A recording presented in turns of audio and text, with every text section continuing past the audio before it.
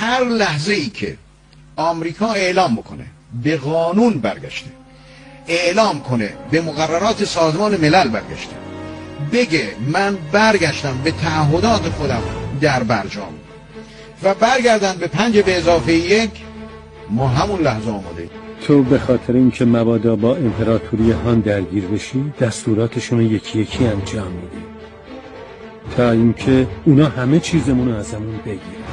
اون وقت میخوای چی کار کنی وقتی که دیگه هیچ چیز برات نمونده تا بتونی بهشون هدیه کنی؟ اون وقت اگه اونا ازت بخوان که بویو رو بهشون بدی این کارو میکنی؟ یا اگه اونا زندگی تو بخوان بهشون میدی؟ چقدر احمقی که فکر میکنی با ضعف و ترس میتونی چیزی به دست بیاری.